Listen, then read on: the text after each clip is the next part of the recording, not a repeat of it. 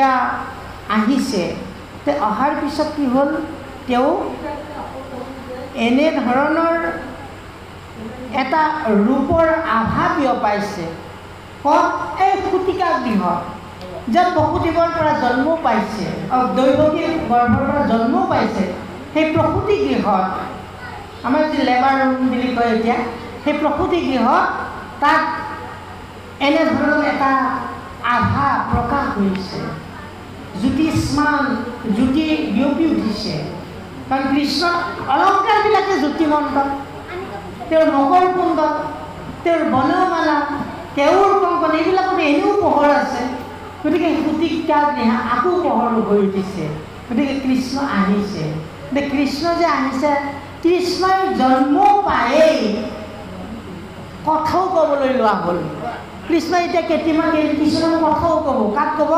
পিতৃ মাতৃৰ আগত যিখিনি কথা ক'ব অদ্ভুত কথা শুনি আচৰিত হ'ম আমি জন্ম পায়েই গাত নবজা শিশু এতিয়া 6 মাহ বছৰ দিন নোহোৱা শিশু এতিয়া কথা ক'ব নোৱাৰে আৰু জন্মৰ মুহূৰ্ততে তেওঁ কথা ক'বলৈ লৈছে আৰু যিখিনি কথা ক'বলৈ লৈছে যিখিনি কথা ক'ব আমি শুনিম কথাখিনি সেই কথাখিনিৰ জৰিয়তে এই জগত আমি যে সকলোৱে এই জগতত জীয়াই আছোঁ এই জীয়াই থকাৰ সমল লাভ কৰিব পাৰি হে ৰাম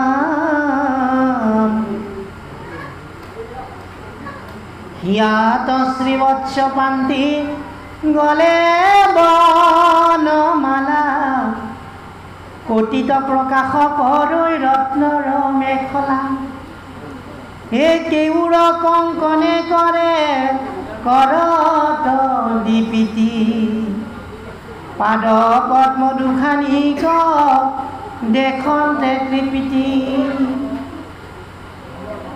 ৰত্নময় নুপুৰে কৰতে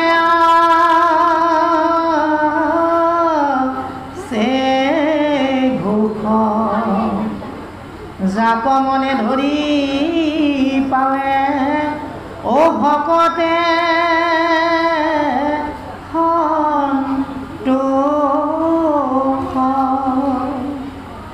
হৰিৰ জ্যোতি কোটি গৃহ প্ৰকাশন্ত অদ্ভুত বালক বসু দেৱে দেখিলন্ত যে ভগৱান কৃষ্ণই যেতিয়া কুটিগৃহত প্ৰকাশমান হ'ল তেওঁৰ অলংকাৰবিলাকৰ জ্যোতিৰে যেতিয়া সেই ঠাইখিনি জ্যোতিষ্মান কৰি তুলিলে আৰু সেই মুহূৰ্তত বসুদেৱে অদ্ভুত বালক এটা দেখিলে অদ্ভুতেই হ'ব 4খন হাত অলংকাৰ শৰীৰত বস্ত্ৰ আদি কৰি গলত বনমালা আদি কৰি থকাৰ পিছতে সেইটো অদ্ভুত নহয় কি হ'ব বসুদেৱে অদ্ভুত বালক এটি দেখিলে ক'ত দেখিলে কংসৰ কাৰাগাৰৰ কুটিগৃহত আৰু তাকে কৈছে শুকদেৱে পৰীক্ষিতৰ আগত ভগৱানৰ যিখিনি ৰূপ লীলা শাৰীৰিক যি বৰ্ণনা অৱয়ব অলংকাৰ এইবিলাক ভকতে দেখি মনত বৰ সন্তোষ পায় ভকতে এইবিলাককে চিন্তা কৰে ভগৱানৰ ৰূপবিলাককে সদায় চিন্তা কৰি থাকে এই অদ্ভুত বালক বসুদেৱে যেতিয়া দেখিলে দেখাৰ পিছত হে ৰাম মোর গৃহত জিলা নারায়ণ পরম বিস্ময় ভৈর তব ধান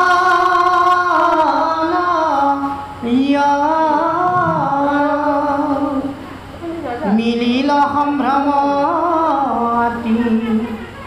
ওয়ু লাগিল প্রাণ আঠে বেঠে শপতে কৰিলা মনে স্নান। বসুদেৱে গম পাই গ'ল যে এইজনে নাৰায়ণ মোৰ গৃহত অৱতাৰ লৈছে, উপজিছে। অতি বিস্ময় মানি মনৰ আনন্দত উল্লাসিত হৈছে আৰু লগে লগে তেওঁ শপতে স্নান কৰিবলৈ গৈছে। এতিয়া আপোনালোকে ভাবকচোন, এই কাৰাগাৰত বন্দী কৰি থকা, বন্দী কৰি ৰখা বসুদেৱেনো তাতে স্নান কৰিবলৈ ক'ত পানীখিনি পালে? কোনেনো পানী আনি দিলে তেওঁ?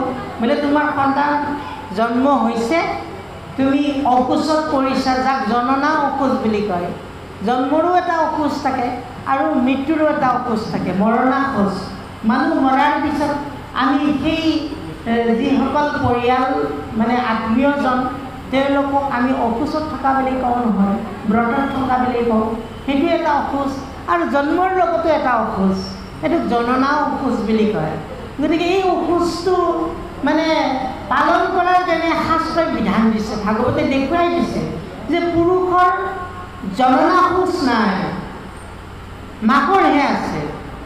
মাক ৰজ অৱস্থাত থকাৰ কাৰণে এমাহলৈকে তেওঁ অসুচত থাকে। তেওঁ কোনো ৰন্ধা বঢ়া ইত্যাদি কামত তেওঁক নিয়োগ কৰা নহয় আৰু অসুচটো শেষ হোৱাৰ পিছত পাৰে। কিন্তু পিতৃৰো কি অসুচ থাকে? পিতৃৰ অসুচ নাথাকে।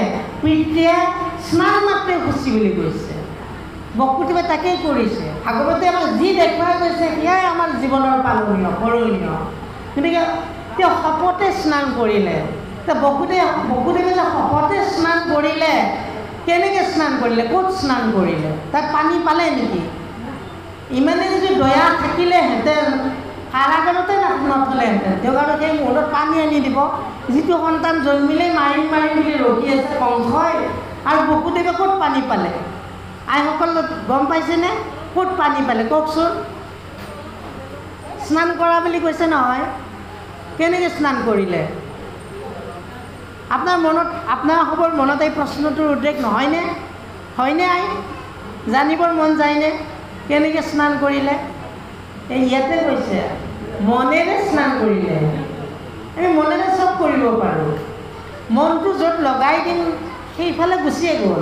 এতিয়া মনটো যদি আমেৰিকাত যাম বুলি আপুনি লগাই থৈ দিছে, গুচিয়ে গ'ল লগে লগে। তাত মোৰ ইমান বেগৱান মন। সকলো কথা মনৰ ওপৰত নিৰ্ভৰ। তেওঁ মনেৰে কুচিতা ভাৱনা কৰিলে। মনটো যে মই স্নান কৰিব যদিও নাই, ইয়াৰ পানী যদিও নাই, মনৰ পবিত্ৰতাৰে কুচিতা কৰিলে। সেইকাৰণে আমি ভগৱন্ত ঈশ্বৰ কৃষ্ণকো আমি মনেৰে ভাৱনা কৰিব লাগে। আমি আমাৰ শাৰীৰিক অসুস্থতা থাকিলেও আমি মনেৰে ঈশ্বৰক সেৱা কৰিব পাৰোঁ, ভাৱনা কৰিব পাৰোঁ। সেইকাৰণে কৈছে যে মনেহে কৰিব লাগে সেয়ে কৰাত আৰু নাই হানি, এতেকতে চক্ৰপাণী সন্তপুষ্ট দেৱতাৰো দেৱ।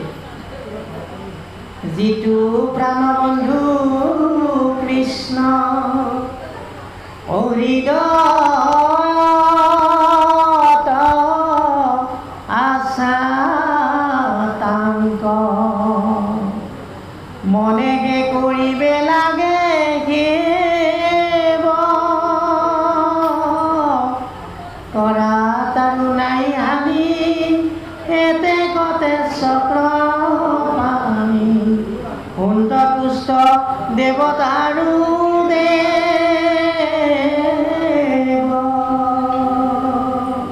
যিটো প্ৰাণ বন্ধু ভগৱান ঈশ্বৰ কৃষ্ণ আমাৰ সকলোৰে হৃদয়ত আছে। এই যে হৃদয়ত আছে এই কথাটো আমাক গুৰুজনাই কৈ গৈছে। যাৰ নাম মাত্ৰে তৰি হেন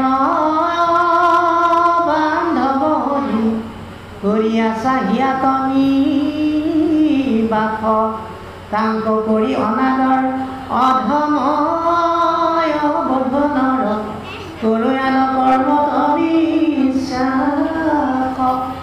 এই হৃদয়তে আমাৰ ঈশ্বৰ আছে। এই হৃদয়ৰ ঈশ্বৰক মনেৰে সেৱা কৰিব লাগে। মনেৰে সেৱা কৰোঁতে কোনো কিন্তু লোকচান নহয়, টকা পইচাৰো খৰচ নহয়। মনেৰে ভাবিবহে লাগে মাত্ৰ। গতিকে এই মনেৰে ভাবিবৰ কাৰণে আমি সময় নাপাওঁ, মনেৰে ভাবিবৰ কাৰণে অৱকাশ নাপাওঁ। আমি কেৱল ভাবোঁ সংসাৰৰ চিন্তাবিলাক, সংসাৰৰ কি পালোঁ কি নাপালোঁ, কি খাম কি নাখাম, ঘৰ দুৱাৰ মাটি সা সম্পত্তি এইবিলাকতেই মনটো লগাই থাকোঁ। ঈশ্বৰৰ প্ৰতি কেতিয়াও আমি মনটো নিদিওঁ, ঈশ্বৰৰ ভাৱনাৰ প্ৰতি মনটো আমি লগাই নিদিওঁ। সেইকাৰণে আমাৰ সংসাৰত দুখ, আমি জীৱনত যে দুখ পাই আছোঁ, এই দুখৰ হাৰিক আমি স্মৰণ নকৰোঁ। কাৰণ ভগৱন্ত কৃষ্ণই একমাত্ৰ দুখহাৰী। আমিতো সকলোৱে গাওঁ কৃষ্ণয়ে কদেৱ দুখহাৰী কাল মাৰিও অধিকাৰী। কৃষ্ণ বিনে শ্ৰেষ্ঠ দেৱ নাহি নাহি আৰু হয়নে? সেইজন কৃষ্ণই আমাৰ দুখবিলাক হৰণ কৰি লৈ যায়। কি দুখ? সংসাৰৰ দুখ। সংসাৰত বিভিন্ন দুখ আছে, দুখ আছে আমাৰ, তাৰ দুখ নাই। কোনেও বুকুত হাত থৈ ক'ব নোৱাৰে যে মই বৰ সুখী মানুহ। কৃষ্ণ বাপ কৃষ্ণ কৃষ্ণ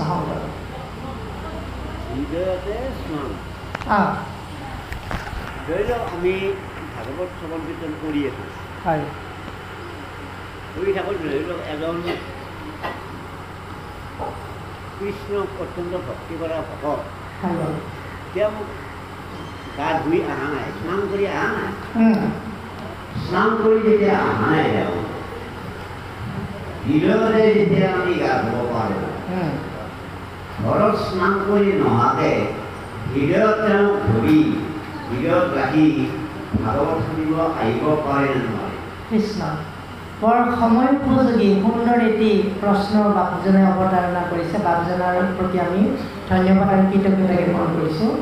যে বাপ কথাষাৰ হয়, এতিয়া আমাক ইয়াত যে কৈছে মনেৰে স্নান কৰা বুলি কৈছে, হৃদয়েৰে স্নান কৰা বুলি কোৱা নাই, মনেৰে স্নান কৰিবৰ কাৰণে, অৰ্থাৎ বসুদেৱে সেই শপতে স্নান কৰা বুলি কৈছে। এতিয়া আপোনাৰ প্ৰশ্নটো হৈছে যে এজন কৃষ্ণ ভক্ত ঈশ্বৰ সেৱকে ভাগৱত শ্ৰৱণ কৰিবৰ কাৰণে তেওঁ মনেৰে ঘৰতে যদি স্নানটো কৰি আহে, মনেৰে কৰিছে, এনে ব্যৱহাৰিকভাৱে গাত পানীও লগোৱা নাই, চাবোনো লগোৱা নাই, হয়নে? তেওঁ পাৰেনে নোৱাৰে? এইটো কথা সুধিছে আপুনি। এই কথাটো আমাৰ জীৱনত ব্যৱহাৰিক জীৱন এটা আছে, আৰু লগতে আমাৰ এই যিটো ভাগৱতৰ যিটো আমাৰ আন্তৰিক খুচিটা, আভ্যন্তৰীণ খুচি আৰু বাহ্যিক খুচি, এই দুটা কথা আছে। আমি বাহ্যিক জীৱনত আমি সুচ সংযমন হ'ব লাগিব, শৰীৰ শুচি কৰিব লাগিব, আৰু শৰীৰৰ পিছত মনটো, মন শুচি কৰাৰ উপায় হৈছে কিন্তু ঈশ্বৰৰ নাম, ঈশ্বৰৰ সেৱা। আৰু শাৰীৰিক শুচিতাৰ কাৰণে আমি পানী বা চাবোন আদি ব্যৱহাৰ কৰোঁ। সেইকাৰণে ভাগৱতত কৈছে মানে বাহ্য শৌচ পৰিৱেশ মাটি পানী লৈ সংগ্ৰাম নাথাকিলে আভ্যন্তৰ শুচি হয়। বাহ্যিক শৌচটো আজিহে চাবোন ওলাইছে, সেই তাহানিতে পঞ্চদশ শতিকাত মাটি পানীৰে মানুহে স্নান শৌচটো মানে পবিত্ৰতা 3 ফুট তলৰ পৰা মাটি অকণমান হাতত লেপন কৰি পেলাই হাতৰ বীজাণুবিলাক নাইকিয়া কৰিছিলে। এতিয়া বিজ্ঞানে চাবোন উলিয়াইছে বাৰু, কিন্তু আমি এই যে মানে মাটি পানী লৈ পেলাই বাহ্যিক শৌচটো কৰোঁ আৰু সংগ্ৰাম নাথাকিলে আভ্যন্তৰত শুচি কৰোঁ। এতিয়া কথাটো হৈছে আমি পবিত্ৰ স্থানলৈ আহিবলৈ ল'লে আমি শৰীৰটোক পবিত্ৰ কৰি আনিব লাগিব। শৰীৰৰ পবিত্ৰতাটো কোনখিনিত আমি নিজেই জানো। আমিনো স্নান কিয় কৰিব লাগে? আইসকলে চাবচোন, আপোনালোকে নিশ্চয় জানে, আমি যে ৰাতিপুৱা উঠি স্নান কৰিব লাগে। কৃষ্ণ জন্মৰ পিছত মনেৰে স্নান কৰিছে, হয়, মনেৰে স্নান কৰিছে, মনেৰে স্নান কৰাটো কৃষ্ণ স্নান, হয় হয়, মানে মনৰ খুচিতাৰে আমি কৰা কামটো অতি পবিত্ৰতৰ। কিন্তু আমি বাহ্যিক শৌচ কৰিলোঁ বাৰু, মনত যদি কপট এটা থাকিল, মনটো যদি অসুচি হৈ থাকিল, ইয়াত বাৰু আমি সুন্দৰকৈ বহি আছোঁ, সাজ পোছাক সুন্দৰকৈ লৈছোঁ, মনেৰে যদি কাৰোবাৰ কুচিন্তা কৰিছোঁ, তেতিয়া তেওঁ ইয়াত যিমান সাজ সজ্জাৰে নবহক কিয়, ভগৱন্তই কৈছে তই তোৰ মই মনটো বুজি পাইছোঁ নহয়, মই মনটোহে জানো। গীতাটো কৈছে মনমনা ভৱ মদভক্তু মজ্জালি মাং নমস্ কৰোঁ মামে কৈছে সত্যমতে প্ৰিয়জনী প্ৰিয় বচিছে। হে অৰ্জুন, তুমি মোক একো দিব নোৱাৰা, তোমাৰ একোৱেই নাই, কি দিয়া বিদ্যা পুঁজিৰ প্ৰভুকিয়া আছে আমাৰ ব্ৰহ্মাণ্ডৰ যত দ্ৰব্য সকলো তোমাৰ তাৰমানে তুমি একো দিব না চব মোৰেই বস্তু কিন্তু তুমি মোক মনটো দিব পাৰা মনটো তোমাৰ লগত আছে আৰু সেই মনটো আমি যদি পবিত্ৰ কৰি ঈশ্বৰক দিব পাৰোঁ তেতিয়া মনটোৰে আমাৰ ভগৱানে গ্ৰহণ কৰিব আৰু বাহ্যিকতাৰ ক্ষেত্ৰত যেনে বিদ্যালয় এখনত যাওঁতেনে ইউনিফৰ্মটো কিয় লাগে ইউনিফৰ্ম নহ'লেনো ছাত্ৰজনে শিকিব নোৱাৰিবনে পাৰে কিন্তু এটা নিয়ম নীতি কৰি লৈছে নিয়মানুবৰ্তিতা এটা ৰাখিছে যে সকলো ছাত্ৰক চিনি পাবৰ কাৰণে সকলোৱে একে পোচাক পৰিধান কৰক বিদ্যালয়খনৰ নীতি নিয়ম মানি চলক সেইটো লাগে আমি ব্যৱহাৰিক জীৱনৰ কাৰণে কিন্তু শিক্ষাটো গ্ৰহণ কৰাৰ কাৰণে বিদ্যাটো ভিতৰলৈ নিবৰ কাৰণে একো সাজযোৰৰ প্ৰয়োজন নাই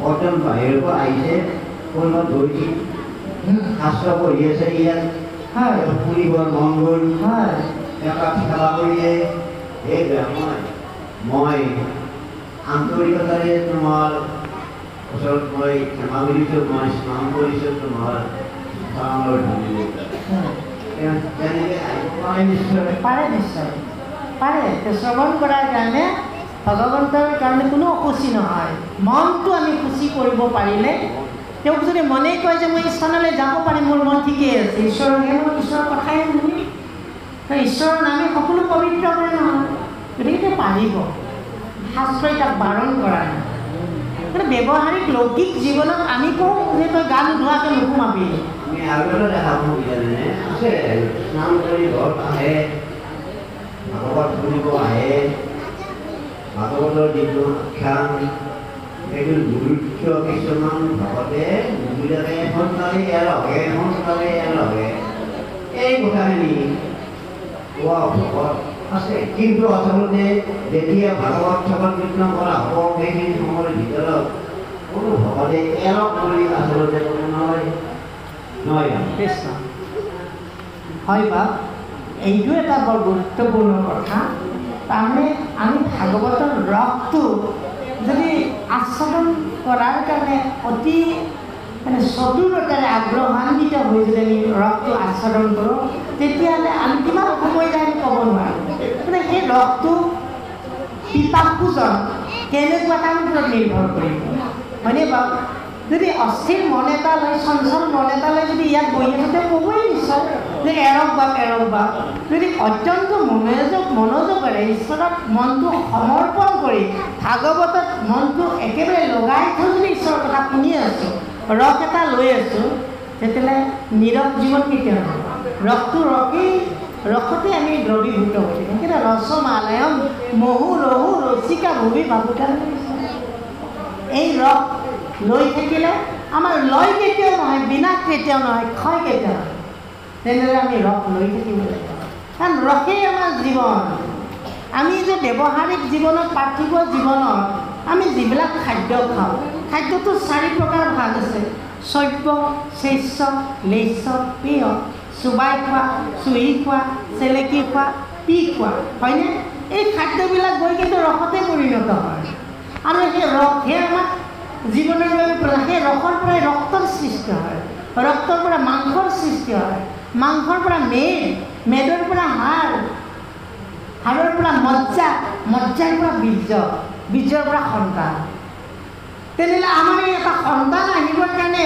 প্ৰথম কোন লাগে আহাৰৰ সেই আহাৰ কি শৈব্য হওক শস্য হওক লেস্য হওক তাৰ পৰা খোৱা ৰসটো আৰু সেই ৰসটো যেনেকৈ আমাৰ জীৱন পাৰ্থিৱ সংসাৰত আমি সৰলক আস্বাদন কৰোঁ তিতা মিঠা জ্বলা টেঙা কেহা লুণীয়া এইটো জিভাৰ তৃপ্তিৰ ৰস জিভাই গম পাই যায় কি ৰস খাইছোঁ তিতা হ'লে তিতা বুলি কওঁ মুখখন বেকেটা মাৰি দিওঁ মিঠা হ'লে ভাল লাগে বেছি মিঠা হ'লে মিঠা খাব নোৱাৰে মোৰ চুগাৰ আছে আৰু টেঙা হ'লে অত্যন্ত দাঁত খিৰখিৰাই যাব সেই নোৱাৰি বাপৰে বাপ ইমান টেঙা আৰু লুণীয়া হ'লেতো আকৌ জ্বলা হ'লেতো আকৌ খাবই নোৱাৰিম গতিকে এই যে আমাৰ সৰৰস জিভাৰ তৃপ্তিৰ এই সৰৰস আমি জানো ঠিক তেনেদৰে সাহিত্যত 9টা ৰস আছে এইটো চকুৰ তৃপ্তিৰ ৰস বুলি কৈছে বীৰ কৰুণ হাস্য ৰুদ্ৰ ভয়ানক বিভৎস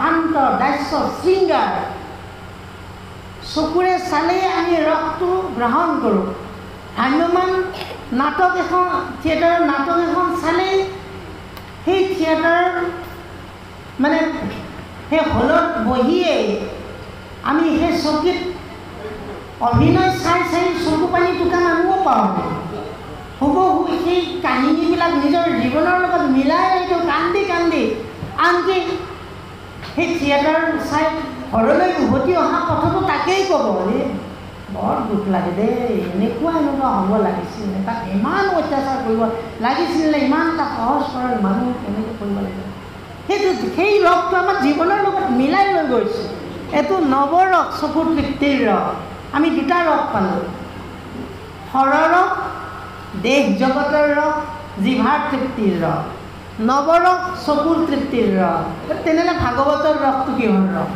আমাৰ শৰীৰৰ কোনটো অংগৰ ৰস এই ৰসটো আমি বুজিব লাগিব ভাগৱতৰ ৰসটো কৰ্ণ ইন্দ্ৰিয়ই শ্ৰৱণ কৰি ভিতৰলৈ নিয়া ৰস কোনখিনি ভিতৰত থৈ দিয়ে এই ৰসটো আত্মাবোধক জাগৃত কৰিবৰ কাৰণে আত্মা ৰসৰ কাৰণে আত্মালৈ লৈ যায় এই ৰসটো কৰ্ণপথেৰে সোমায় তেনেহ'লে কৰ্ণপথেৰে যে এই ৰসটো সোমায় কেনেদৰে সোমায় ভাগৱতৰ 2য় স্কন্ধৰ 8ম অধ্যায়ত কৈছে প্ৰবিষ্ট কৰ্ণৰন্ধ্ৰেণ ভাৱস্বৰূঢ়িহং ধুনুতি চলং কৃষ্ণ চলিলৈছ যথাচৰ মাধৱদেৱে ঘোষাত লিখিছে অ কৰ্ণপথে ভকতৰ হিয়ত প্ৰৱেশী হৰি দুৰ্বাসনা হৰে সমস্তয় জলৰজ যতে কমল যেন শৰত কালে স্বভাৱতে নিৰ্মল কৰয় আজি যে আমি ইয়াত কৃষ্ণ কথা শুনিছোঁ কৰ্ণপথেৰে শুনিছোঁ কৰ্ণপথেৰে যেতিয়া আমি কৃষ্ণ কথা শুনিম তেতিয়া ভগৱন্তই শব্দ ব্ৰহ্মৰূপে হৃদয়ত প্ৰৱেশ কৰিলে এই হৃদয়তটো সেই ভগৱন্ত কৃষ্ণই প্ৰকাশ হ'ল ভগৱন্ত ঈশ্বৰ কৃষ্ণ যেতিয়া হৃদয়ত প্ৰকাশ হ'ল তেতিয়া হৃদয়ৰ পৰা কিছুমান বস্তু আঁতৰ হ'ল এই আঁতৰ হোৱা বস্তুবিলাক কি কি উদাহৰণ দেখুৱাই দিছে যেনেদৰে শৰৎকাল অহাৰ লগে লগে বোকা এই পংগময় অৱস্থাটোৰ অৱসান হয় বাট পথ পৰিষ্কাৰ পৰিচ্ছন্ন হয় পানীৰ তলত বেজীটো পৰিলেও দেখা পোৱা হৈ যায় কিহত না শৰৎকালৰ শুভাগমনৰ কাৰণে কিন্তু বাৰিষা কালৰ ঘোলা বোকাময় পানীত আপুনি একো নাপায় বাট পথ সুচল নহয় কদৰ্য নহয় কিন্তু শৰতৰ শুভাগমনৰ কাৰণে বাট পথটো সুন্দৰ হ'ল পৰিষ্কাৰ পৰিচ্ছন্ন নিৰ্মল এটা আভাৰ বাতাবৰণ পৰিৱেশ সৃষ্টি হৈছে এইটো কিহৰ কাৰণে শৰৎকালৰ কাৰণে ঠিক তেনেদৰে কৃষ্ণ কথা শুনাৰ কাৰণে আমাৰ মনটো নিৰ্মল হ'ল সুন্দৰ হ'ল নিৰ্মৎসৰ হ'ল মনৰ পৰা অসুন্দৰতাটো নাইকিয়া হ'ল অৰ্থাৎ মন সুন্দৰতাৰ পিনে গ'ল আৰু মনৰ পৰা দুৰ্বাসনাবিলাক দূৰ হ'ল দুৰ্বাসনা হৰে সমস্যা বুলি কৈছে নহয় যে দুৰ্বাসনাবিলাক যে হৰণ হ'ব লাগে এই দুৰ্বাসনাবিলাক কেনেকুৱা বস্তু দুৰ্বাসনাটো কেনেকুৱা দুৰ্বাসনাটো আমি সকলোৱে জানো দুৰ্বাসনাটো এনেকুৱা এটা শক্তিশালী বস্তু তাক গ'লে নোৱাৰি মাধৱদেৱে কৈছে মহাবলৱন্ত দুৰ্বাসনা ঘোৰ হৰিয়ে আমাৰ মন তেজিয়া দূৰ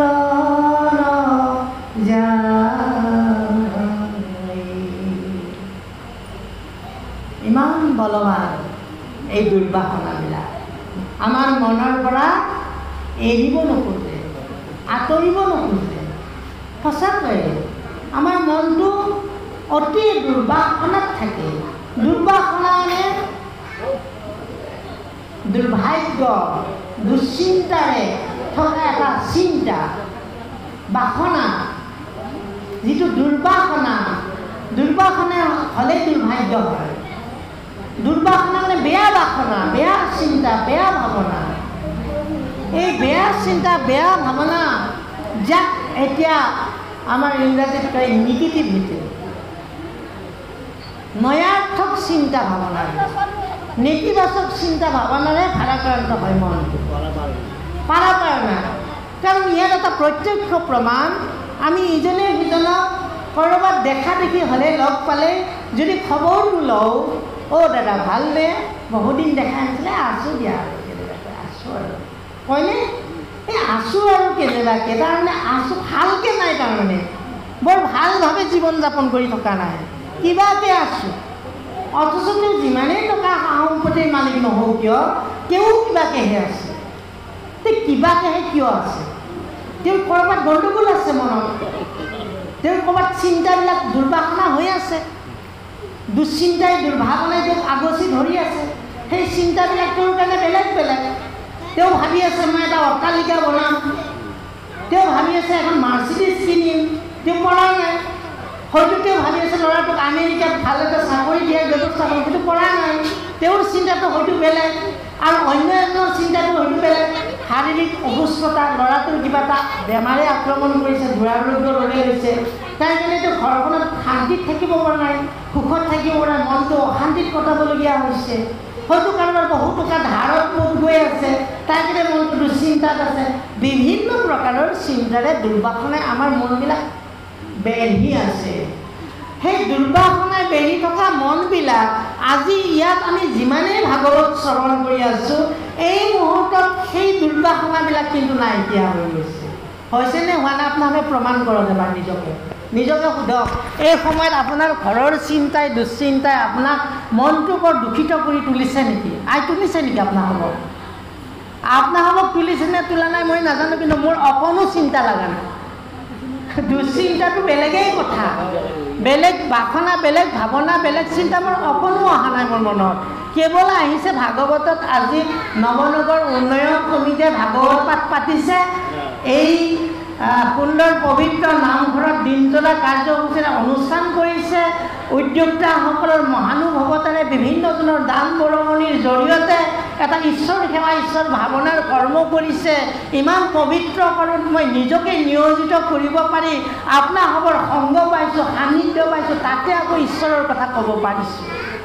মোৰ এইটোহে ভাৱনা আহিছে। বেলেগ দুৰ্ভাৱনা, দুৰ্বাসনা ক'ৰবালৈ গৈছে চাগে। আপোনাসৱৰো বেলেগ চিন্তা নাই।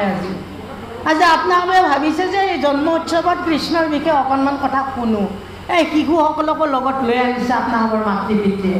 আপোনালোক ধন্য, আপোনালোকৰ সন্তানসকলক অকণমান সাধু সংগত নিয়াৰ ব্যৱস্থা কৰিব। তেওঁলোকৰ শিক্ষা দীক্ষা কেতিয়াও কমি নাযাব, কাৰণ যি ভাল সকলো ফালেই ভাল। বৰ্তমানৰ যুগত আমি এই কথাটো চিন্তা কৰিব লাগে। আমাৰ সতি সন্তানক যদি ঈশ্বৰমুখী কৰিব নোৱাৰোঁ, সৎসংগলৈ যদি আনিব নোৱাৰোঁ, কিন্তু আমাৰ পিতৃ মাতৃসকলে এদিন টেনশ্যনত জীৱন কটাব লাগিব। হয়েই আছে আজিৰ সমাজত। ঈশ্বৰ বিমুখীয়া পিতৃ মাতৃৰ সন্তানবিলাকে কিমান গণ্ডগোল কৰি আছে আপোনালোকে জানে। আজিৰ বৃদ্ধ পিতৃ মাতৃসকলে কিয় ওল্ডেজ হোমলৈ যাবলগীয়া হৈছে? কি সন্তানক শিক্ষা দীক্ষা দিয়া নাছিল নেকি? উচ্চ পদবীধাৰী চাকৰি বাকৰি কৰাৰ পিছতো এই সন্তানে নিজৰ পিতৃ মাতৃক এতিয়া বৃদ্ধাশ্ৰমলৈকে পঠাইছে। কিন্তু কিহৰ কাৰণে হৈছে? এই সাধু সংগ সৎসংগত নিয়াৰ কাৰণে হৈছে। আপোনালোকে জানে 12 বছৰ বয়সলৈকে ধিটিঙালি কৰি ঘূৰি ফুৰা শংকৰক বুঢ়ীমাক খেলকুটিয়ে কৈছিলে, তই ভাল আমৰ পুলি হৈ গগৰাণীত জন্মিলি, তই বংশৰ নাম নুমুৱালি, তই পঢ়া শুনাত মন কৰ, তইতো ভাল সজ আছিলি, তোৰ বংশ পৰিয়াল ভাল আছিল, তই এনেকৈ বেয়া হবি নেকি? তেতিয়া শংকৰে ক'লে, আইতা মোক পঢ়াশালীলৈ নিয়াচোন, মই পঢ়িব পাৰোঁনে নোৱাৰোঁ চাওঁ। তেতিয়া নিয়াৰ ব্যৱস্থা কৰিলে। আৰু সেই মুহূৰ্তত খেলকুটীয়াই এষাৰ কথা কৈছিলে, মাতা শত্ৰু পিতা বৈৰী জীৰ্ণ বাল্য ন পাঠিতা, সভা মধ্যে ন শুভন্তে হংস মধ্যে বপু যথা। নীতি শ্লোকৰ এই বাণীৰে খেলকুটীয়ে বুজাইছিলে যে যিসকল সন্তানক পিতৃ মাতৃয়ে সৎ শিক্ষা সৎ পাঠ সৎ সংগৰ ব্যৱস্থা কৰি নিদিয়ে সেই সন্তান পিতৃ মাতৃৰ বাবে এদিন শত্ৰুত পৰিণত হ'ব। আৰু আজিৰ সমাজত দেখিবলৈ পাইছে একবিংশ শতিকাৰ বিজ্ঞান প্ৰযুক্তিবিদ্যাৰ বিশ্বায়নৰ যুগত গোটেই বিশ্বখন হাতৰ মুঠিত এণ্ড্ৰইড মোবাইলত উপলব্ধ হোৱা এই সময়কণতো কিন্তু আজি এনেকুৱা আমি অৱলম্বিত হ'বলৈ গৈছোঁ। আজি একাংশ সন্তানে আপোনালোকে যোৱা বছৰ গম পাইছিলে যোৰহাটৰ নৰকংকাল উদ্ধাৰ হোৱা পিতৃ মাতৃ কিন্তু আভিজাত্য সুশিক্ষিত সন্তান আছিল, কিন্তু কি হ'ল অৱস্থাটো? কিয় এনেকুৱা হ'বলৈ পালে? এই সৎ পাঠ সৎ শিক্ষা নিদিয়াৰ কাৰণে মাতা শত্ৰু পিতা বৈৰি যে বাল্য নপাঠিতা। বাল্য অৱস্থাত যদি সৎ পাঠ শিকোৱা নহয় বুজোৱা নহয় তেনেহ'লে ই শত্ৰুত পৰিণত হ'ব। আৰু এটা উদাহৰণ দিছে যে শংখ মধ্যে বহু যথা সভা মধ্যে ন শোভন্তে। সভাটো তেওঁ শুৱনি দেখিবলৈ নাপাম, তেওঁ আহিলে আমাৰ গণ্ডগোল লাগিব, অশান্ত ঘটাব, কিবা যুক্তিৰ কথা কৈ মানুহবিলাকক এই পথৰ পৰা বিচলিত কৰি তুলিব। তেওঁৰ উপস্থিতিটো আমাৰ কাৰণে অসন্তুষ্টিকৰ হ'ব। সেইকাৰণে ৰাজহংসৰ সভাত যেনেদৰে বগলীয়ে শোভা নাপায় তেনেদৰে সৎ শিক্ষাৰে শিক্ষিত নোহোৱা সন্তানো সভ্য সমাজত শোভা নাপাব। সেইকাৰণে আমি সৎসংগত কথা অনাৰ ব্যৱস্থা কৰিব লাগে। ৰাতিপুৱা সন্ধিয়া আমাৰ সন্তানসকলক নামঘৰত গৈ প্ৰাৰ্থনা কৰা শিকাব লাগে, কিন্তু শিকোৱাৰ আগতে নিজেও কৰিব লাগিব। সৰু শিশুবিলাক অনুকৰণ প্ৰিয়, আমি যিটো কৰোঁ তেওঁলোকে সেইটো কৰিবলৈ যায়। আপোনালোকে জানেই নহয়, বাপেকে যদি চাদা মৰা দেখা পায় চাব 7 বছৰীয়া শিশুটো নিজে কাৰোবাৰ বন্ধুৰ লগত এনেকৈ হাত পিহিয়ে ক'ব কি কৰিছা? তই এই চাদা খাইছোঁ ৰ, চাদা খাই ক'ব বোলে তই চাদা খাইছা, আমাৰ দেউতাই খাই নহয়। কিয় হ'ব লাগিব?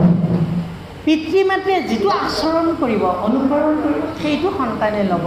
কিন্তু আমি যদি নামঘৰলৈ যোৱা দেখুৱাওঁ, আমি যদি ভাগৱত পাঠলৈ অহা দেখুৱাওঁ, আমি যদি প্ৰসংগ কৰা দেখুৱাওঁ, আইসকলে আজি ইয়াত সুন্দৰ নাম গাইছে, এই নাম গোৱা শিশুসকলে দেখিছে এদিন ডাঙৰ হ'লে সিহঁতে আমাৰ মাহঁতে নাম গাইছে না আমিও গাওঁ, এনেকুৱা ধৰণৰ আচৰণ শিকিব বুজিব। গতিকে এই কথাটো আমি অনুধাৱন কৰিব লাগে। সেইকাৰণে ভাগৱতৰ ৰস কি ৰস? আমি কৰ্মপথেৰে এই ৰসটো পান কৰোঁ, এই ৰসটো আত্মালৈ যায়, আত্মালৈ যোৱাৰ পিছত মনৰ পৰা দুৰ্বাসনাবিলাক দূৰ হয়। দুৰ্বাসনাবিলাক অতি ভয়ংকৰ, অতি বলশালী, অতি শক্তিশালী। সেই দুৰ্বাসনাটো দূৰ হোৱাটোৱেইতো আজিৰ কাৰণে অত্যন্ত প্ৰয়োজন। আজিৰ চিকিৎসা বিজ্ঞানেও কৈছে আমাৰ শৰীৰৰ বেছিভাগ বেমাৰ মনৰ বাবেই হয়। আজি হাই প্ৰেছাৰ, আজি ব্লাড চুগাৰ হওক, আজি আপোনাৰ মানে এচিডিটিৰ প্ৰব্লেম হওক, বিভিন্ন বেমাৰৰ কিন্তু মনৰ কাৰণে হয়। আৰু আকস্মিকভাৱে এটা খবৰ শুনিলে আপোনাৰ প্ৰেছাৰ এনেও আপোনাৰ অকণমান হাই হৈ আছে, খবৰ শুনাৰ লগে লগে আপোনাৰ ষ্ট্ৰ'কো হৈ যাব পাৰে, মনৰ কাৰণে হৈ গ'ল। মনত এই চিন্তাটো সোমাই গ'ল নহয়, মনৰ কাৰণে বিভিন্ন বেমাৰ হ'ব পাৰে। গতিকে মনটোক আমি ভাল কৰি ৰাখিব লাগে। সেইকাৰণে গুৰুজনাই কৈছে মন ভালে ৰখাৰ মুহূৰ্ত হৈছে বুলি সৎসংগত হৰি কথা আলাপন। সেইকাৰণে গুৰুজনাই কীৰ্তন ঘোষাৰ প্ৰহ্লাদ চৰিত্ৰত কৈছে যে কৃষ্ণ কথা শ্ৰৱণত শুদ্ধ হৈব মন, সৰ্বদাই কৰিব কৃষ্ণৰ কীৰ্তন। কৃষ্ণ কথা শুনিলে মন শুদ্ধ হয়।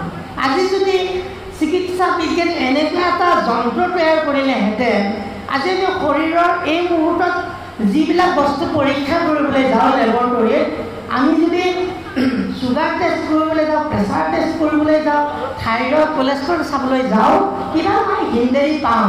কিন্তু যদি মন পৰীক্ষা কৰা যদি এনেকুৱা এটা লেবৰেটৰীত যন্ত্ৰ ওলালহেঁতেন, আজি কিন্তু চব নৰ্মেল পালেহেঁতেন। কিয় জানেনে? এই সময়ত মন শুদ্ধ হৈ আছে। কিয় এই সময়ত মন শুদ্ধ হৈ আছে? এই সময়ত কৃষ্ণ কথা মন জড়িত হৈ আছে। সেই এনেদৰে এই মনটো এনেদৰে যদি সদায় ৰাখিব পাৰোঁ, আপোনাৰ বেমাৰী নাথাকিব পাৰে, ৰোগেই নাথাকিব পাৰে। সেইকাৰণে সপ্তদশ শতিকাতে কবি মিল্টনে পেৰাডাইজ লষ্টত মন সম্বন্ধে ভাগৱতৰ এটা উক্তিক মিলাই পেলাই কৈছিল কবিতাৰ ভাষাৰে। Mind is its own plan. It can make a heaven of hell and hell of heavens. মন এনেকুৱা এটা বস্তু, ই মনক স্বৰ্গলৈ লৈ যাব পাৰে আৰু নৰকতো ডুবাব পাৰে। তাকে কৈছে ভাগৱত শাস্ত্ৰত, মনে পাপ পুণ্য স্বৰ্গ, মনেতে নৰক, মনেতে কৰিছে ভেদ, আপোন পৰক, যতে কয় প্ৰিয়গণ মনৰ অধীন, মনৰে আজ্ঞা পালি থাকে ৰাত্ৰি দিন। এই মনৰ জৰিয়তে আমাৰ ইন্দ্ৰিয়বিলাকে উঠা বহা কৰে। আজি মনটো ইয়াত লগাই থৈছোঁ কাৰণে মনৰ লগত 10 ইন্দ্ৰিয় বহি আছে। পঞ্চ কৰ্মেন্দ্ৰিয়, হাত ভৰি মুখ ভুজলিংগ, পঞ্চ জ্ঞানেন্দ্ৰিয়, 2 চকু 2 কাণ নাক জিভা বাচ্ছা, এনেধৰণে পঞ্চ জ্ঞানেন্দ্ৰিয়ও ইয়াত ৰৈ আছে আৰু কৰ্মেন্দ্ৰিয় ৰৈ আছে। 10 ইন্দ্ৰিয় বহি আছে। কিয়? মন বহি আছে কাৰণে মনে লগাই থৈছে। মনে একাদশ মন অধিপতি নহয়, 10 ইন্দ্ৰিয়ৰ অধিপতি মনেৰে সৈতে একাদশ ইন্দ্ৰিয়। মনে কৈছে, ঐ এনে অৰুতলৈকে ঘূৰি ফুৰিলে নহ'ব, আজি ভাগৱত শুনিব লাগে, ব'ল বোলে ক'লৈ বোলে এই যে নগৰ উন্নয়ন সমিতিৰ নামঘৰত ভাগৱত পাতিছে, তালৈ ব'ল। আপোনালোকে মনৰ তাৰণাত আজি ইয়াত উপস্থিত হৈছে।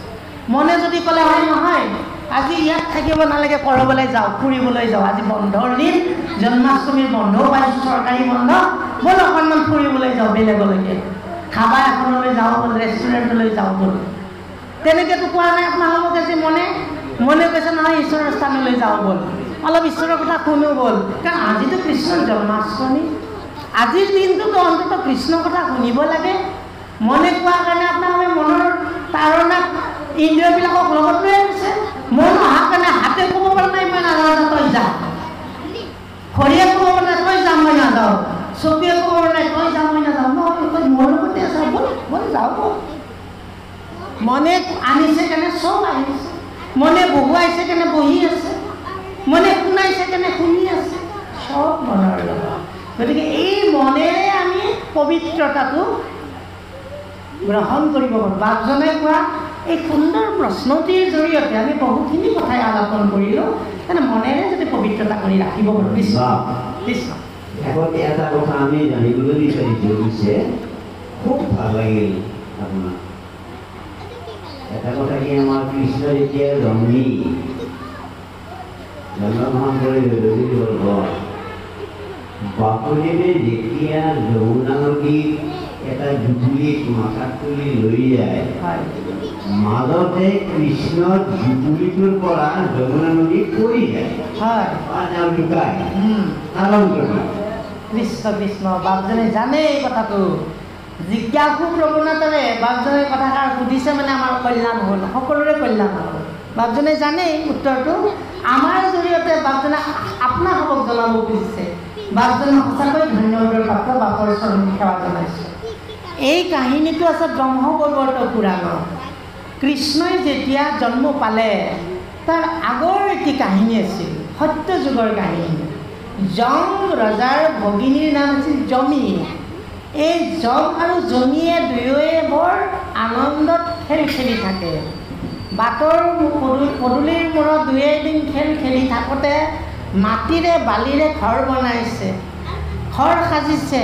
সাজি ভনীয়েকে ককায়েকক সুধিছে, দাদা এই যে ঘৰ বনাই আছোঁ, এই ঘৰত মই সংসাৰো কৰিম, এই ঘৰত আমি সংসাৰ পাতিম দিয়া। ককায়েকে ক'লে, ভনী তুমি এই সৰু অৱস্থাতে সংসাৰ শব্দটো শুনিলা, সংসাৰ পাতিম বুলি ক'লা, কি সংসাৰে? বোলে কি সংসাৰ নাজানা দাদা, বিয়া যে হয়, সেই বিয়া পাতিম, ঘৰ পাতিম, আমি ঘৰ কৰিম। ঘৰ পাতিবা, ঘৰ কৰিবা, তোমাকতো দৰা লাগিব, উপযুক্ত পাত্ৰ লাগিব। ভনীয়েকে কৈছে, দাদা মই তোমাকেই স্বামী বৰণ কৰিম, তোমাকে মই বৰ হিচাপে ল'ম, মোৰ স্বামী তুমিয়ে হ'ব লাগিব। তেতিয়া যমে কৈছে, ভনী তুমি কি কোৱা, শুনিব নাপায়, ক'বও নাপায় এই কথাষাৰ। নিজৰ ককায়েক আৰু ভনীয়েকৰ মাজতো বিয়া হ'ব নোৱাৰে, এই কথা নক'বা তুমি। নহয় দাদা, মই তোমাক খুব ভাল পাওঁ বাবেই কৈছোঁ, মই তোমাক খুব মৰম কৰোঁ বাবেই কৈছোঁ। সৰু সৰু ল'ৰা ছোৱালীয়ে কিনো বুজে, ভাল পাই কাৰণে বিয়া হ'ম বুলি কৈ থলে। কিন্তু জমে তাতেই এটা কথা কৈ থলে যে ভনী তুমি যে মোক ভাল পাওঁ বুলি ক'লা, মোৰ লগত বিয়া হ'ম বুলি ক'লা, কাৰণটো কোৱাচোন। বোলে মই ক'লা বস্তু খুব ভাল পাওঁ। এই যে তোমাৰ শৰীৰটো, তুমি যে অত্যন্ত কলা বৰণ, এইটো মই মোৰ কাৰণে বৰ ভাল, এইটো কাৰণে মই তোমাক ভাল পাওঁ বুলি কৈছোঁ। হয় নেকি? তেতিয়াহ'লে তুমি অপেক্ষা কৰিব লাগিব, সেইজন কলাকে তুমি এদিন পাবা। এতিয়া নহয়, দাপৰ যুগত কৃষ্ণ অৱতাৰতে কৃষ্ণ বৰ্ণৰ হ'ব, শ্যাম বৰণ কৃষ্ণ বৰ্ণ, কলাও আছে শ্যামো আছে। সেইজনেই তোমাৰ পতি হ'ব, সেইজনেই তোমাৰ স্বামী, সেইজনক তুমি বৰণ কৰিব পাৰিবা। তুমি অপেক্ষা কৰিব লাগিব ভনী। অঁ হয় নেকি দাদা, মই অপেক্ষা কৰিমেই বাৰু, মোক সেইজনক লাগিবই। বোলে সেইজনক লাগিবলৈ হ'লে তুমি অপেক্ষা কৰা, সাধনা কৰা, তুমি পাবাই নিশ্চয়। আৰু সেই কালক্ৰমত সেই যমৰ ভনীয়েক জমিয়ে আজি যমুনা নদী হৈ আছে। যমুনা নদী যেতিয়া হৈ আছে, কৃষ্ণৰ যেতিয়া জন্ম হ'ল, জন্ম পাই কৃষ্ণই বসুদেৱক ক'লে, পিতা তোমালোকক এটা মই কথা ক'ব খুজিছোঁ, তোমালোকে অতি মনোৰম এই কথাষাৰ শুনাচোন। তোমালোকে মোক বৰ সাধনা কৰি পালাহে। হে পিতা, তোমালোকে মোক 3টা জন্মৰ জৰিয়তে ইয়াত জগতত পাইছা। তোমালোক প্ৰথম জন্মত আছিলা, মা আছিলা প্ৰিন্সী, দেউতা পিতা তুমি আছিলা সুতপা। তেতিয়া মই প্ৰিন্সী গৰ্ভ আছিলোঁ না, তেতিয়া মই ভগৱান প্ৰিন্সী গৰ্ভ হৈছিলোঁ। এই যে ধ্ৰুৱই মধুবনত তপস্যা কৰিছিলে, সেই প্ৰিন্সী গৰ্ভৰ স্পৰ্শতে ভগৱন্তক পাইছিলে। দ্বিতীয়বাৰ হে পিতা, মই কি জন্মত আছিলোঁ, সেই সময়ত মই বামন অৱতাৰ লৈছিলোঁ, তুমি আছিলা কাশ্যপ ঋষি, আৰু মা দৈৱকী কৈছে তুমি আছিলা অদিতি। অদিতি আৰু কাশ্যপৰ জৰিয়তে মই বামন অৱতাৰ হৈছিলোঁ। এইবাৰ মোৰ 3য় জন্ম। এইবাৰ তোমালোক দুৰসী সুতাপা, প্ৰিন্সী, কাশ্যপ, অদিতিয়ে, বসুদেৱ দৈৱকী হৈছা। এইবাৰ মই কৃষ্ণ হৈ আহিছোঁ। আগৰবিলাক মোৰ পূৰ্ণ অৱতাৰ নাছিল, এইবাৰ মই পূৰ্ণ মানৱ, পূৰ্ণ অৱতাৰ। আৰু সেইবাবে কৃষ্ণই ক'লে, উপৰি জন্মৰ কথা নাৰায়ণে কৈলা, হংস ভয়ে বসুদেৱে বকুলত খৈলা। কীৰ্তন ঘোষাৰ লীলামালা খণ্ডত আছে যে উপৰি জন্মৰ, এই যে 3টা জন্মৰ কথা বসুদেৱৰ আগত কৃষ্ণই ক'লে। কোৱাৰ পিছত এতিয়া কৃষ্ণক ক'লে, কৃষ্ণই বসুদেৱক ক'লে, পিতা তুমি এতিয়া এই কাৰাগাৰৰ পৰা মোক যমুনা নদী পাৰ কৰি সেই গকুলত থৈ আহাগৈ। গকুলত আৰু নন্দ যশোদাও মোৰ বহু বছৰ আৰাধনা কৰি আছে। নন্দ সেই সত্য যুগত দ্ৰোণ নামৰ বসু আছিলে, আৰু যশোদা ধাৰা নামৰ এগৰাকী গোপী আছিলে। তেওঁলোকক মোক সাধনা কৰি আছিলে মোক সন্তান পাবৰ বাবে। মই তেতিয়াই তেওঁলোকক কৈছিলোঁ যে তোমালোকে মোক পাবা, কিন্তু পালক হিচাপে পাবা, জন্মজাত হিচাপে নাপাবা। মই পালক বালক কৃষ্ণ হিচাপে তোমালোকৰ তাত যাম দাপৰ যুগত। গতিকে পিতা মই তালৈ যাব লাগিব, যমুনা নদী পাৰ কৰি মোক গকুলত থৈ আহাগৈ। এতিয়া কৃষ্ণই যেতিয়া এটা পাচিত লৈ, আৰু বসুদেৱে যেতিয়া এটা পাচিত লৈ কৃষ্ণক সেই পাচিত তুলি যমুনা নদী পাৰ কৰি আনিব আহিছে। যমুনা ভৰ বাৰিষা ফেনে ফুটুকাৰে ভৰপূৰ হৈছে, আৰু সেই মুহূৰ্তত কৃষ্ণই এই যে যমুনাৰ যমুনাই স্বামী বৰণ কৰিম বুলি কৈছে, তেওঁ অন্তৰ্যামী প্ৰভু ভগৱন্ত। তেওঁ গম পালে, যমুনাই আজি ফেনে ফুটুকাৰে এনেকৈ ঢৌ খেলি আছে মোকেই পাবৰ কাৰণে, মোকেই স্নান কৰাবৰ কাৰণে, মোৰেই ভৰি ধোৱাবৰ কাৰণে। ঠিক আছে, এইবুলিকে লাহেকৈ নমাই দিছে। যমুনা শান্ত হৈ গ'ল। এই ফেনে ফুটুকাৰে ভৰা যমুনা শান্ত হৈ গ'ল, আৰু শান্ত যমুনা পাৰ কৰি জমিক ধন্য কৰিলে। জমি মানে যমৰ ভনীয়েক ওৰফে যমুনা নদীক সেই নদীৰ পৰা মুক্তি পালে আৰু জমি হৈ এনেদৰে কৃষ্ণৰ পাদস্পৰ্শ পালে আৰু কৃষ্ণই তেনেদৰে যমুনা নদী পাৰ কৰি আহি গোকুলৰ সেই নন্দ যশোদাৰ প্ৰসূতি গৃহ পালে। নন্দ যশোদাৰ জৰিয়তে আকৌ যোগমায়াৰ জন্ম হৈছে। যোগমায়াক বসুদেৱে লগত লৈ আনিছে আৰু কৃষ্ণক তাতে থৈ আনিছে। আৰু যেতিয়া কৃষ্ণ তাত গৈ এটা সাধাৰণ মানৱ সেই চতুৰ্ভুজ নাই আৰু সেইটো এইখিনি মাত্ৰ বসুদেৱ দৈৱকীক দেখুৱালে। পিছত আকৌ দেখিব যশোদাক, কিন্তু জন্মৰ সময়ত শিশুটো কান্দি আছে। কন্দা দেখি পেলাই গাঁৱৰ নগৰীয়া চহৰীয়া সকলোবিলাকে ভাবিছে যে নন্দ যশোদাৰ ঘৰত আজি সন্তান হৈছে। বহু বছৰ ধৰি সতি সন্তান নাছিল। বৃদ্ধ অৱস্থাত তেওঁলোকৰ সন্তান জন্ম পোৱাৰ খবৰ শুনিছে। আৰু নন্দৰ তাত 1000টা গাই গৰু আছিল। সেই গাই গৰুবিলাকে চিঞৰ বাখৰ লগাইছে বোলে আজি এটা কোনোবা আহিছে আমাৰ তাত, আজি আমাক পালন পোষণ কৰা কোনোবা আহিছে। সেই এনে কৃষ্ণই গৰখীয়া হৈ গৰুৰ পিছে পিছে ঘূৰিছে। এইবিলাক বৰ ৰহস্যৰ কথা, বৰ তত্ত্বপূৰ্ণ কথা ভাগৱতত, যদিও এই কথাখিনি সবিস্তাৰে নাই, কাৰণ ভাগৱতৰ সমস্ত শাস্ত্ৰৰ সাৰ। গতিকে ব্ৰহ্ম বৈৱৰ্ত পুৰাণৰ এই কাহিনী বাপজনে এই প্ৰশ্নৰ আমাক এই আমাৰ আগত আঙুলিয়াই দি অৱতাৰণা কৰি আমাক নিশ্চয়কৈ এইখিনি কথা সকলোৱে জনাৰ ব্যৱস্থা কৰি দিলে। আপোনালোকে চাগে আগতে শুনিছে, তথাপি আজি আকৌ শুনি আকৌ নতুনকৈ আকৌ মনত থাকি যাব আপোনাৰ কৃষ্ণ। এতিয়া বাপ আমি কি সামৰিব লাগিব নেকি? সময়টো হৈছে বা সমস্ততে আমি সামৰণিৰ ফালে যাব খুজিছোঁ। বাপে কিবা ক'ব?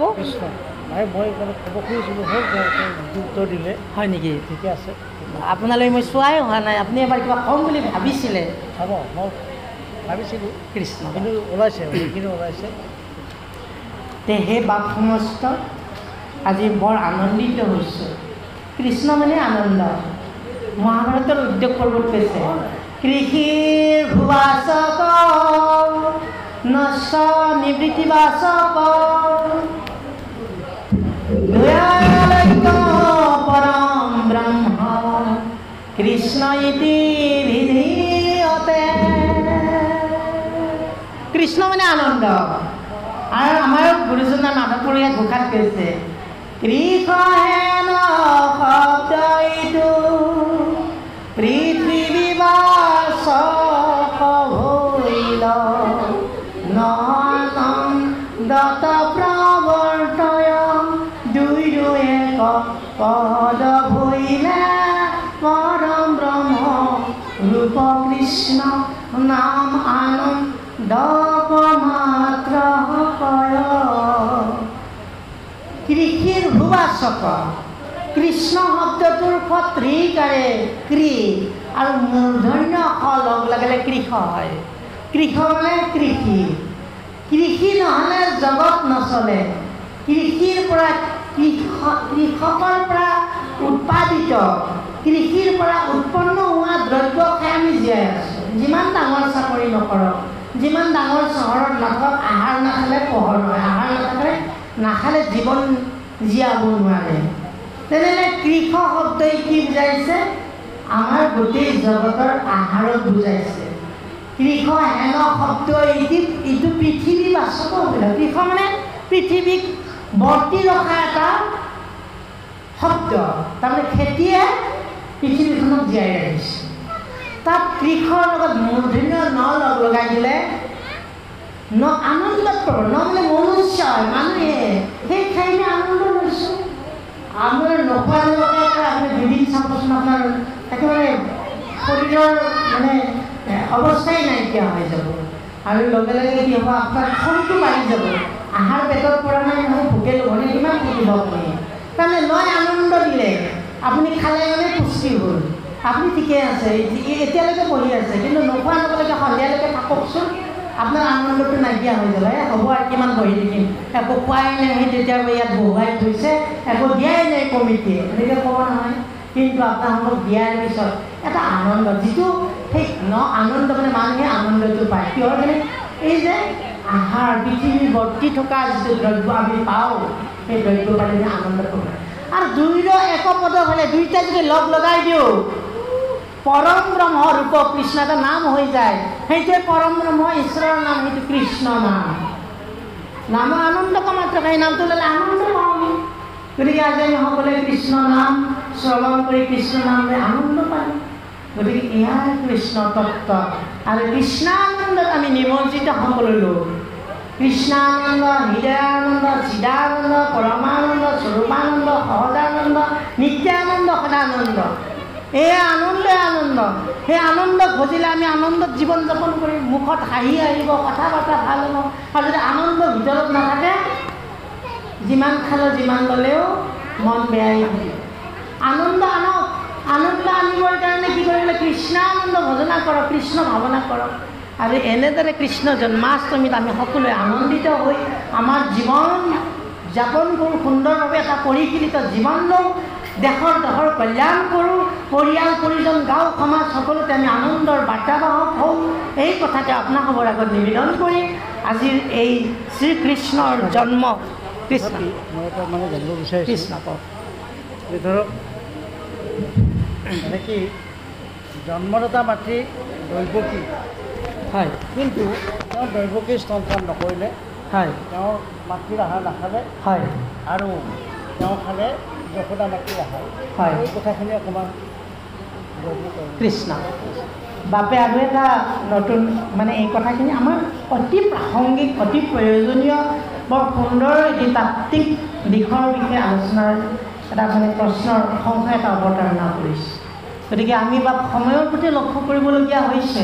এই উত্তৰ ভাগি দিওঁতে 10 মিনিট লাগিব। পামনে 10 মিনিট সময়? কৃষ্ণ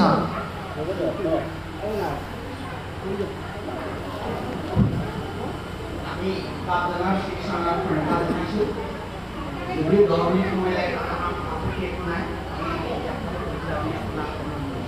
কৃষ্ণ বাপ আমি কৃতজ্ঞতা সেৱা জনাইছোঁ। বাপজনাই ইমান সময়ে বহি আছে, কিবা এটা কথা বাপজনাৰ শ্ৰীমুখে প্ৰকাশ হ'ব বুলি আমিও ভাবি আহিছিলোঁ। হৈ পেলাই কথাষাৰ প্ৰকাশ হ'ল মানে আমাকো উপকাৰ কৰিলে, সকলোৰে কল্যাণ কৰিলে। বাপজনাই যিষাৰ কথা সুধিছে অতি প্ৰাসংগিক আৰু অতি প্ৰয়োজনীয়। কৃষ্ণই জন্ম পাই দৈৱকীৰ স্তনপান নকৰিলে, নন্দ যশোদাৰ গৃহলৈ গ'ল, যশোদাৰ স্তনপান কৰিলে। কাৰণটো কি? ঈশ্বৰৰ ইচ্ছাত ঈশ্বৰে যি ভাৱনা কৰে, যি কৰিম বুলি ভাবে তাকেই কৰে। আপোনালোকে ইয়াৰ আগত এটা আকৌ কাহিনীৰ ওচৰলৈ অকণমান যাব লাগিব। আমি যেতিয়া বলিয়ে বটু বামনক দান দিবলগীয়া হ'ল, আপোনালোকেতো জানেই যে বামন ভগৱানে ছদ্মবেশ লৈ বলিৰ ওচৰত দান বিচাৰি গৈছে। 3 পদ ভূমি। বলিৰ সমান দানী জগতত কোনো নাই, এই কথাটো চাৰিওফালে প্ৰচাৰ হৈছে। গতিকে ভগৱন্ত ঈশ্বৰে বলিৰ পৰা দান বিচাৰিবলৈ যোৱাৰ কাৰণ এটা আছে।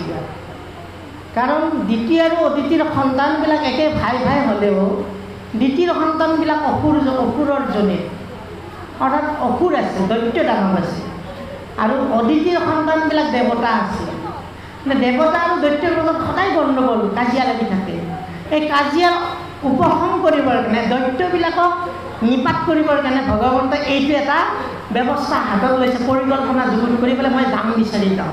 বলি ইমান দানী, অসুৰৰাজ বলি ইমান দানী, কিমান দানী তেওঁৰ মই দানৰ পৰীক্ষা কৰিম বুলি ভগৱন্তই আহি গ'ল বামন ৰূপ লৈ পেলাই।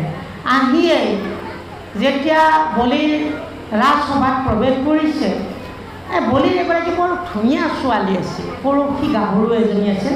তাইৰ নাম আছিল ৰত্নমালা। সেই ৰত্নমালাই ইমান সুন্দৰ এই শিশু ৰূপ লৈ পেলাই, বাওনা ৰূপ লৈ পেলাই, যিজন বিশ্ববিমোহন ৰূপ, ইমান সুন্দৰ ৰূপ, তেওঁৰ ৰূপৰ লগত কাৰো তুলনা নাই। ভগৱান ঈশ্বৰৰ ৰূপৰ লগত কাৰ লগত তুলনা কৰিব? গতিকে এনে ধৰণৰ বিশ্ববিমোহন ৰূপ এজন এটি শিশু বা বাওনাই আমাৰ গৃহলৈ আহিছে। তেওঁ মনে মনে ভাবিছে, ভাল লাগিছে ৰূপটো দেখি পেলাই। আৰু মনে মনে তেওঁ এটা ভাৱনা লগালে, মানে কৰিলে যে মই যদি সংসাৰত আবদ্ধ হওঁ, এনেধৰণৰ এতিয়া সন্তান যদি মই পাই যাওঁ, মই ধন্য হৈ পৰিম। এনেকুৱা সন্তান এটা মোৰ কাৰণে ভগৱান তুমি দিবা, প্ৰভুক প্ৰাৰ্থনা কৰিছে। বামনক প্ৰাৰ্থনা কৰা নাই, বামনটো ছদ্মবেশীহে, প্ৰভুক প্ৰাৰ্থনা কৰিছে। সেই প্ৰভুৱেটো বামন, সেই বামনে সেই প্ৰভুৱে তেওঁৰ মনোকামনা পূৰ্ণ কৰিলে। এয়া ব্ৰহ্মবৈৱৰ্ত পুৰাণৰ কথা। বলি যজ্ঞে বামনস্য দৃষ্টাৰূপং মনোহৰম বলি কন্যা ৰত্নমালা পুত্ৰ ভাৱ চকাৰক্ৰম। হৰিতং মানসংগতা মানে মানসংগতা অৰ্থাৎ মনেৰে যদি চিন্তা কৰিলে, যিটো ভাৱনা কৰিলে, কামপূৰণ কৃপা নিধিয়ে তেওঁৰ মনোগত ভাৱ পূৰণ কৰিলে। ঠিক আছে, তুমি মোক ভাবিছা সন্তান লাগে, পাবা এদিন হ'লেও এদিন, এতিয়া নহয়, দাপৰ যুগত কৃষ্ণৰ অৱতাৰ, তুমি পাবা আৰু মোক সন্তান পাবা। এনেকৈ কৃষ্ণই অন্তৰ্যামী প্ৰভুৱে ভক্তৰ মনোবাঞ্ছা পূৰ্ণ কৰাৰ সংকল্প লৈ থৈ দিলে মনে মনে। বামনে তেওঁক দিবই, মাতৃত্ব প্ৰদান হ'বই, তেওঁ ভগৱানক তেওঁ সন্তান পাবই। সেই সময়ত অন্তৰ্যামী প্ৰভুৱে মনৰ সংকল্প লৈ থৈ দিলে। কিন্তু যেতিয়া বামনে 3 পদ ভূমি বিচাৰিছে, তেওঁ এতিয়া চিন্তা কৰিলে 3 পদ ভূমি বিচাৰিছে, দিব লাগিব। তেওঁ দিম বুলি কৈ দিলে। হ'ব, এইটোতো সৰু কথা এটা, 3 পদ ভূমিটো দানেই নহয়। 3টা আকৌ বাওনা সৰু সৰু উপজ 3টা হ'লেতো দানেই নহয়, এইটো উপালম্ভ কৰাৰ লেখীয়াহে কথা। তথাপিও ভাবিছে যে কিনো মায়া, এইটো প্ৰভুৰ মায়া হ'ব পাৰে, এইটো মই দিম বুলি কৈ দিলে। কোৱাৰ লগে লগে গুৰু শুক্ৰাচাৰ্যই শিষ্য পতিত হ'বৰ ভয়তে ক'লে, ঐ বামন বলি, তই নাজানিলি, নুবুজিলি, তই দান দিবি, কাক দান দিব খুজিছা? তইতো জনা নাই এইজনে কোন ৰূপ লৈ আহি তোক দান বিচাৰিছে। তই সৰ্বহাৰা হবি, সৰ্বশান্ত হবি। কিন্তু তইতো দিম বুলি কৈয়ে দিলে। দিম বুলি কোৱাৰ পিছত দিবও লাগিব। তেওঁৰ আইগৰাকীক সুধিলে বৃন্দাবলীক যে আই, দিম বুলি ক'লো, গুৰুৱে বাৰণ কৰিছে, কি কৰা যায়? বোলে আপুনি দিম বুলি কৈছে, দিবই লাগিব। বোলে গুৰুৱে মানা কৰিছে, গুৰুৱে মানা কৰিলে সত্য কথাৰ কাৰণে গুৰুৰ কথাও নামানিলে হয়। সেই কথাটো ভাগৱতত কৈছে, সংস্কৃতিত ভাগৱতত। প্ৰহ্লাদেন পৰিত্যক্তা পিতা মাতা চ ভৰণী বলিনা ত্যক্তা আচাৰ্য বিদুৰেণ সবান্ধৱা গোপী গল্পপতি হীতা গোবিন্দং শৰণং গতা। বোলে সত্যক পাবৰ কাৰণে পিতৃ মাতৃকো ত্যাগ কৰিব পাৰি, যদি ঈশ্বৰৰ পথত পিতৃ মাতৃ নাথাকে। এইটো এটা উদাহৰণ দিছে। সত্যৰ পথত যদি গুৰু নাথাকে, গুৰুকো ত্যাগ কৰিব পাৰি। এই শুক্ৰাচাৰ্যক বলিয়ে ত্যাগ কৰিলে। সেইকাৰণে কৈছে প্ৰহ্লাদেন পৰিত্যক্তা পিতা, প্ৰহ্লাদে নিজৰ পিতৃ হিৰণ্যকশিপুক ত্যাগ কৰিছে। কিহৰ কাৰণে? পিতাকে বিষ্ণু বিদ্যাক হৰি বিদ্যাকি, কিন্তু বাপ পুতেকে মানিব লাগে। বাপেকৰ এই কথা নমনাৰ কাৰণে বাপেককে এৰি দিছে। পিতা মাতা ঘৰতে নিজৰ মাতৃ কৈকেয়ীয়ে ৰামক বনগমনলৈ পঠোৱাৰ পিছত কৈকেয়ীয়ে ক'লে, ভালেই হ'ল, ময়ে বুদ্ধিটো খেলিছোঁ, তই মামাৰ ঘৰলৈ যে পঠিয়াইছোঁ, তই ৰজা হ'ব লাগিব এতিয়া। বোলে মা, মই ৰজা নহওঁ। ৰাম দাদা ভগৱানক তুমি বনলৈ পঠোৱাৰ ব্যৱস্থা কুট কৌশল কৰিছা, ভাল কাম কৰিছা, তোমাৰ লগত মই নাথাকোঁ। মাতৃক ত্যাগ কৰিলে ঈশ্বৰক পাবৰ কাৰণে। বলিনা ত্যক্তা আচাৰ্য, বলিয়ে নিজৰ গুৰু আজি শুক্ৰাচাৰ্যক এৰিব খুজিছে। সি বৃন্দাবলীয়ে কৈছে, একো নহয়, এৰিব পাৰি। আৰু বিদুৰেণ সবান্ধৱা, বিদুৰে নিজৰ জ্ঞাতি বন্ধু বান্ধৱক এৰিছে, ধৃতৰাষ্ট্ৰকে আদি। কাৰণ কৃষ্ণৰ যিটো ন্যায় বিচাৰে, এইটো মানিব কিনে দুৰ্যোধনক কৈছিল যে 5খন গাঁও দিয়া, বেজীৰ আগৰ মাতিও নিদিওঁ মই, 5খন গাঁও বেলেগ কথা। তাকে বেয়া পাই বলিয়ে কৈছে, ইয়াৰ লগত থাকি লাভ নাই। মানে বিদুৰে সবান্ধৱে এৰি পেলাই তেওঁ বন গমনলৈ গুচি গ'ল। আৰু গোপী গৌতমপতি, তাৰ গোপীসকলে নিজৰ স্বামীক এৰিলে গোবিন্দক পাবৰ কাৰণে। ব্ৰজধামৰ গোপীসকলে কৃষ্ণক পাব। এই কাহিনী আৰু বহুত বহল আছে, আপোনালোকে জানে। আমি চমুকৈ বাপজনাৰ উত্তৰৰ কাৰণে আমি কথাষাৰ চমুৱাইছোঁ। গতিকে সেই সময়ত বৃন্দাবলীয়ে দিবলৈ ক'লে, এতিয়া তেওঁ দিব, দান দিবৰ কাৰণে আগবাঢ়িলে। এতিয়া তেওঁ বিৰাট ৰূপটো লৈ ল'লে। সেই বামনজনে, বামন অৱতাৰীজনে বিৰাট ৰূপ ল'লে। তেওঁৰ মূৰ আকাশত লাগিছে, হাত ভৰি ইমান বিশাল আকৃতিৰ, ধৰিবই নোৱাৰি। বলিৰ সেই ৰাজসভাত ঠাই নোজোৰা হৈছে। তথাপিতো কৈছে যে, তই মোক 3 পদ দিম বুলি কৈছিলি, দে বলি, কিয় ৰৈ আছা? বলিয়ে দিব পদ। বলিয়ে ভাবিলে যে এই জগতটো তোমাৰেই, তুমি এই ৰূপ প্ৰকট কৰিছা, ঠিক আছে প্ৰভু, তোমাক দিব খুজিছোঁতো, লোৱা ৰূপত। এপাত দিলে মৰ্ত্যত, এপাত দিলে স্বৰ্গ।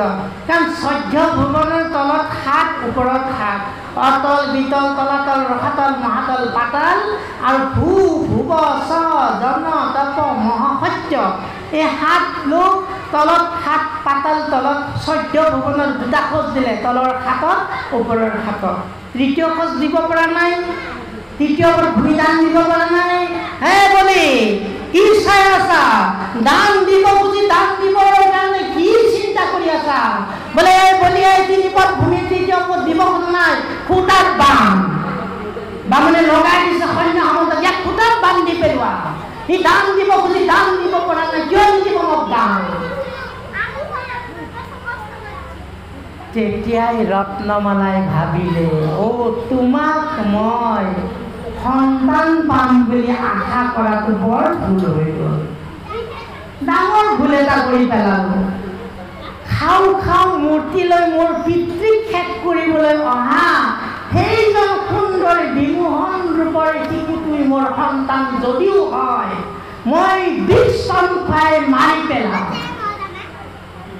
তেতিয়াই অংগীকাৰ কৰিলে ৰত্নমালাই। সেইকাৰণে দাপৰ যুগত নিজৰ মাকৰ গাখীৰ খাব আৰি সেই ৰত্নমালাক মাতৃগতি প্ৰদান কৰিবলৈ কাৰণে মই যদি গকুলত নাথাকোঁ, পুতনা সেই ভক্তাগৰাকী এতিয়া পুতনা হৈ আহিছে, তেওঁতো মোৰ ভক্ত আছিল ৰত্নমালা, তেওঁ গতি দিব লাগিব নহয়। মোৰ মাৰ গাখীৰ পিছতো খাব পাৰিম, মোৰ মা কোনোবা এগৰাকীৰ গাখীৰ খালে হয়তো, কিন্তু মই সেই পুতনা ৰাজ্যক ঠিক মাতৃগতি দিবৰ কাৰণে মই বিকশন কৰিবই লাগিব। সেইকাৰণে তেওঁ গকুললৈ আহিল, মাকৰ গাখীৰ নাখালে। বা এইখিনি কথা কৃষ্ণ তে বাপ সমস্ত, প্ৰভু সমস্ত, আই মাতৃ সমস্ত, আমি ইমানতে আজিৰ এই ভাগৱত পাঠৰ অনুষ্ঠান সামৰিবৰ কাৰণে আগবাঢ়িছোঁ। কৃষ্ণ।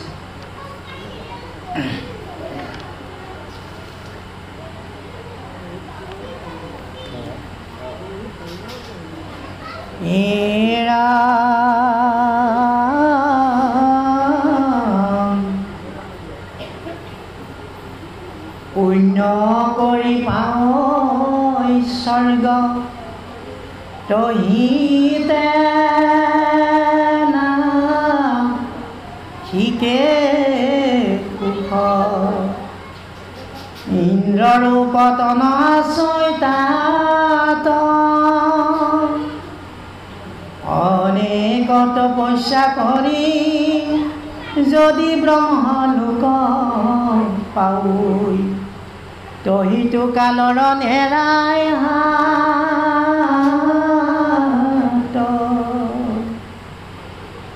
ইহে আতি মহা কষ্ট নিজ কৰ্মে হৈ নষ্ট। কৃষ্ণ কথা নপহৈ কৰ্ণত, কৃষ্ণ ভকতি এৰি আনত বিশ্বাস কৰি, মৰৈ ঘূৰ যাতনাত পত, 4 বেদ 14 শাস্ত্ৰ সবাৰো শিকে তত্ত্ব, মুখ্য ধৰ্ম হৰি গুণ নাম, হেন তত্ত্ব কথা জানি সময় যাৰ যত প্ৰাণী, ওদাকি হবে বোলা ৰাম ৰাম,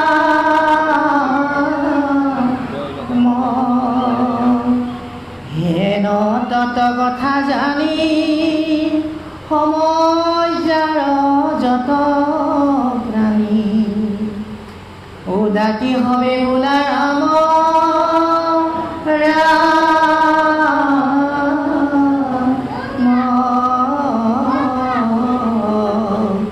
কৃষ্ণ শংকৰ গুৰু, ও হৰি ৰাম ৰাম ৰাম ৰাম। কৃষ্ণ ঔ হৰি ঔ ৰাম, জয় ৰাম। জয় কৃষ্ণ জয় জগৎগুরু শ্রীমন মহাশয়। ঔ হরি ঔ রাম অপরাধ বিনা তজু নাম নারায়ণ জানি নামে পহিলো আনগতি নাই হে মরণে অপরাধ ক্ষমা কৰি তুমি দয়াশীল হৰি মোক ৰক্ষা কৰি শৰণে মোক ৰক্ষা কৰি শৰণে কৃষ্ণ হৰি ঔ ৰাম শ্ৰীমন্ত শংকৰ হৰি ভকতৰ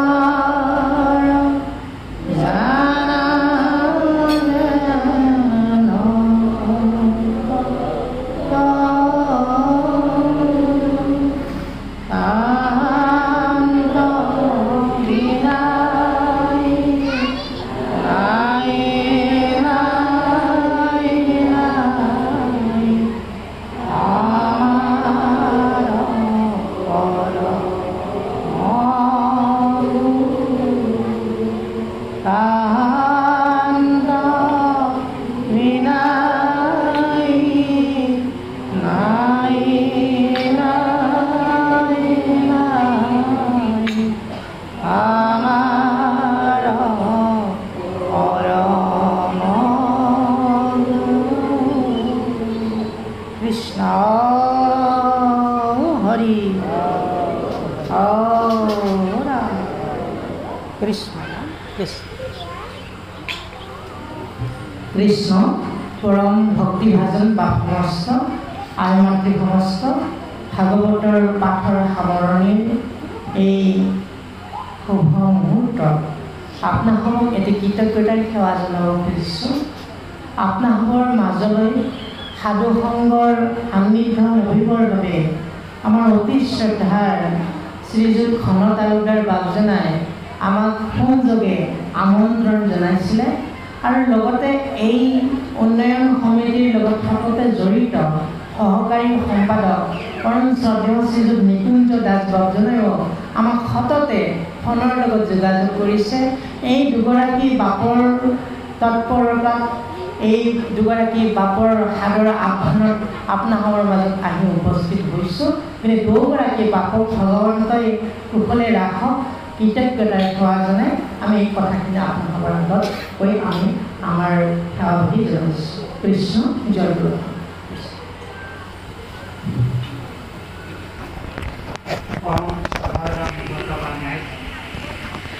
ইতিমধ্যে আমাৰ ভাগৱত পাঠ সামৰণি কৰি শ্ৰীকৃষ্ণৰ অমৃতময় কথা আমাক শ্ৰৱণ কৰি বাপজনাই দিয়ে অমৃত পান কৰা যায়।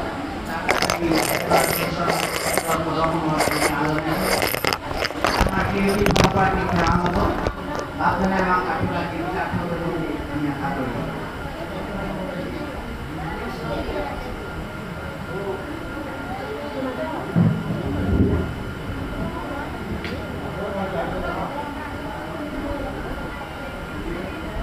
কৃষ্ণ জয় গুৰু শংকৰ পৰম ভক্তিভাজন সাধু সমস্ত বা পাৰিমাতৃ সমস্ত কণ কণ শিশুসকল যুৱ বন্ধুসকল সমস্তৰে চৰণ যিবিলাক আমি ভক্তিপূৰ্ণ সেৱা নিবেদন কৰিছোঁ।